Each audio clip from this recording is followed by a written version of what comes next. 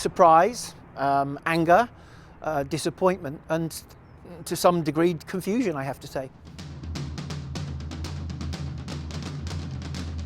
So effectively they're looking at about a 40% cut in our funding from the start, well, for next season.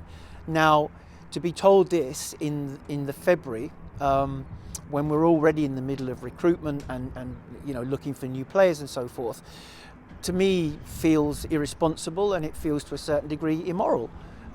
They can't be dealing with people's livelihoods in this way. It's unfair.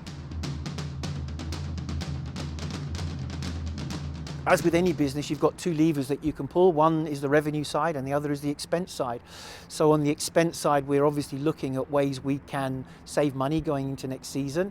And given that a lot of our expense goes on the playing squad, we will obviously be looking at the size of the squad, and we maybe have to trim that a little bit, as well as the experience level of the players that we bring in. Again, obviously the more experienced, you tend to pay a little bit more for them. So we will have to find a balance there.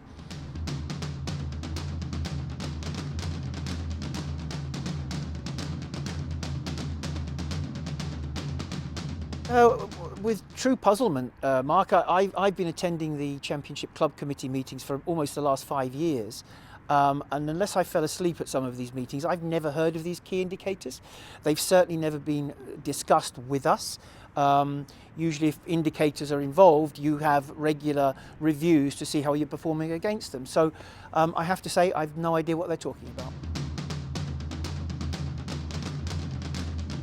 Yeah, obviously there was some concern, but I've sat down with the entire, both the playing squad and management squad this morning, and I think a couple of things that you can immediately put to bed. One is this season. There's no impact for this season, so let's clear our heads and get up for a 5-pointer at Donny at the weekend. Obviously those that are signed up for next season with us already, that they're not going to be impacted. What's going to be impacted, as I mentioned earlier, are really those that we bring in around them now.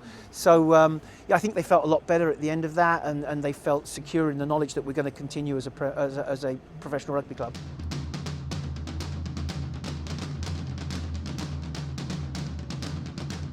That's hard to say. There's always going to be a second tier of rugby, and it's always going to be competitive. Now, whether the teams that are at the top of that league are going to be good enough going forward to challenge for premiership positions, we'll have to wait and see. But this will always be a great competitive league, and I honestly don't see that this is going to impact that. That's something that's still under discussion. Obviously, we need to digest exactly what statements and claims are being made by the RFU and how much of that we believe to be correct, and we will formulate a response, and if there's going to be any action, take action at that point. Yeah, there's no point in each of us trying to take a blow at the RFU. It's much more powerful to go as a group. But I think what each club has got to do is figure out how it's going to continue. I think some clubs will probably move to semi-pro status as a result of this. But each of us can only control what we can control, and we've just got to get on and do that. So I'll be reaching out to a lot of our supporters, our stakeholders, our sponsors, benefactors, and see what help I can bring in from those guys to help us continue this great rugby club.